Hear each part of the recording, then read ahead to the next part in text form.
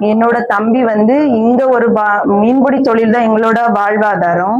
இதுக்காக இங்க எங்களுக்கு சரியான ஒரு தொழில் இல்லாதனாலதான் நாங்க மண்டபத்துல எங்க தம்பி கூட இருக்கக்கூடிய 5 பேர் என்ன பண்ணாங்கன்னா மீன் பிடிக்க போனாங்க. ஆனா அங்க என்ன பண்ணாங்கன்னா இலங்கை கடற்படையில புடிச்சு சிறை பிடிச்சு வச்சிருக்காங்க.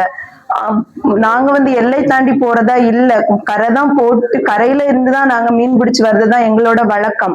ஆனா இப்ப அந்த இலங்கை கடற்படையில என்ன சொல்றாங்கன்னா அவங்க எல்லை தாண்டதா சொல்லி அவங்கள புடிச்சிட்டு போய் சிறைபிடிச்சு வச்சிருக்காங்க. ஆனா அவங்கள நீங்க மத்திய அரசும் மாநில அரசும் எப்படியாவது ஏதாவது ஒரு வழி பண்ணி அவங்கள கொண்டு வரும்படிதான் எங்களோட முக்கிய கோரிக்கையா இருக்கு. அவங்க எப்படியாவது மிக விரைவிலே இந்த குடும்பங்கள் எல்லாம் ரொம்ப தவிக்குது. அவங்கள பார்க்காம ரொம்ப கஷ்டத்துல இருக்கும். எல்லாருமே ரொம்ப கஷ்டமா இருக்கு எங்களுக்கு. அதனால கூடிய விரைவிலே நடவடிக்கை மிக விரைவாக நடவடிக்கை எடுத்து மத்திய அரசு மாநில அரசும் எங்க தம்பி அவங்க கூட இருக்கக்கூடிய 5 பேரு எங்க அண்ணன் எல்லாருமே எங்க ஒரே குடும்பத்துல சேர்ந்ததான் எல்லாருமே இருக்காங்க. சோ மிக விரைவு நடவடிக்கை எடுத்து மத்திய அரசு மாநில அரசு எங்களோட கோரிக்கைய நாங்க உங்ககிட்ட கெஞ்சி கேட்கணும். எப்படியாவது அவங்கள கொண்டு வரதுக்கான நடவடிக்கை நீங்க எடுக்கும்படிதான் நாங்க அது ஒரு கோரிக்கையா வைக்கிறோம். என்னோட பேர் ஜோஷி. நான் மணக்குடி மீனவ கிராமத்துல இருந்து பேசுறேன்.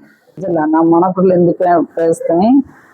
என் பிள்ளைங்க இங்க தொழில் செய்ய ஒரு வாய்ப்பு இல்லாதனால அடுத்த இடத்துல தொழில் போனாங்க. போன இடத்துல பிள்ளைங்களை இலங்கை கடற்படை அரெஸ்ட் பண்ணி வச்சிருக்கு.